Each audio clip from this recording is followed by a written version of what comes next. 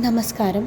ശ്രീഭദ്ര ജ്യോതിഷത്തിൻ്റെ പുതിയൊരു അധ്യായത്തിലേക്ക് എല്ലാവർക്കും ഒരിക്കൽ കൂടി സ്വാഗതം. മുടിയിൽ ചൂടാനും ക്ഷേത്രത്തിലേക്ക് നൽകുവാനുമൊക്കെ മുല്ലപ്പൂ ഉപയോഗിക്കുന്നവരാണ് നമ്മൾ. മിക്ക വീടുകളിലും ഒരു മുല്ലയെങ്കിലും ഉണ്ടാവും. വാസ്തുശാസ്ത്രപ്രകാരം മുല്ലച്ചെടിക്ക് ചില പോസിറ്റീവ് എനർജികളുണ്ട്. മരങ്ങളും ചെടികളും വീട്ടിൽ നട്ടാൽ ഗുണം ചെയ്യുമെന്നാണ് വിശ്വാസം. റോസ്, ജമന്തി, മുല്ല തുടങ്ങിയ ചെടികൾ വീട്ടിൽ പോസിറ്റീവ് എനർജി വർദ്ധിപ്പിക്കുവാൻ സഹായിക്കും. വാസ്തുശാസ്ത്രപ്രകാരം മുല്ലവള്ളി വീടിൻ്റെ വടക്ക് അല്ലെങ്കിൽ കിഴക്ക് ദിശയിലാണ് നടേണ്ടത്. മുല്ലപ്പൂക്കൾ സുഗന്ധം പ്രദാനം ചെയ്യുന്നതിൽ മാത്രമല്ല ആരാധനയിലും ഉപയോഗപ്രദമാണ്. അതുപോലെ തന്നെ കുടുംബാംഗങ്ങൾ തമ്മിൽ അകൽച്ചയുണ്ടെങ്കിൽ വീട്ടിൽ മുല്ലച്ചെടി നട്ടാൽ മതിയെന്നാണ് വാസ്തുശാസ്ത്രത്തിൽ പറയുന്നത്.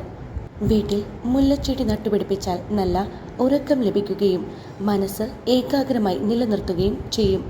സമ്മർദ്ദവും ഉത്കണ്ഠയുമില്ലാതെ തുടരാൻ ഇത് സഹായിക്കും.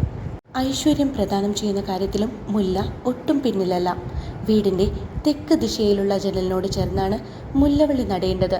പ്രധാന വാതിലിന് മുന്നിൽ മുല്ല നട്ടാൽ ഐശ്വര്യം വർദ്ധിപ്പിക്കുമെന്നും പറയപ്പെടുന്നു.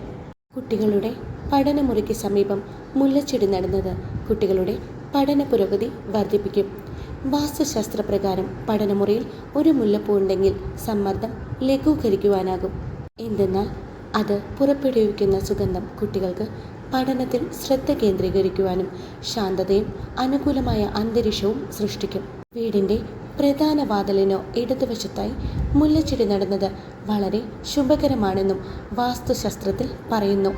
എങ്ങനെ ലക്ഷ്മി ദേവിയുടെ അനുഗ്രഹം നിങ്ങൾക്ക് നിലനിർത്തുവാനാകും? സമ്പത്തിൻ്റെ ദേവതയാണ് ലക്ഷ്മി ദേവി. അതിനാൽ എങ്ങനെ ചെയ്താൽ വീട്ടിൽ പണത്തിന് ഒരു കുറവും ഉണ്ടാകില്ല എന്നാണ് വാസ്തുശാസ്ത്രപ്രകാരമുള്ള വിശ്വാസം. എല്ലാവരുടെ വീട്ടിലും ഒരു മുല്ലച്ചെടിയെങ്കിലും നട്ടു നനച്ച് വളർത്തുക. ഇത് നിങ്ങളുടെ ജീവിതത്തിൽ ഒരുപാട് മാറ്റങ്ങൾ കൊണ്ടുവരുന്നതാണ്. എല്ലാവർക്കും ദേവിയുടെ അനുഗ്രഹം ഉണ്ടാവട്ടെ എന്ന് പ്രാർത്ഥിക്കുന്നു.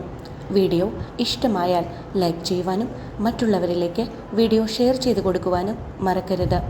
ഇതുപോലുള്ള നല്ല നല്ല വീഡിയോസിനായി ചാനൽ സബ്സ്ക്രൈബ് ചെയ്ത് സപ്പോർട്ട് ചെയ്യുക. കൂടെ ബെൽ ബട്ടൺ കൂടി എനേബിൾ ചെയ്യുക. വീണ്ടും പുതിയൊരു വീഡിയോയുമായി വരും വരെ നന്ദി, നമസ്കാരം.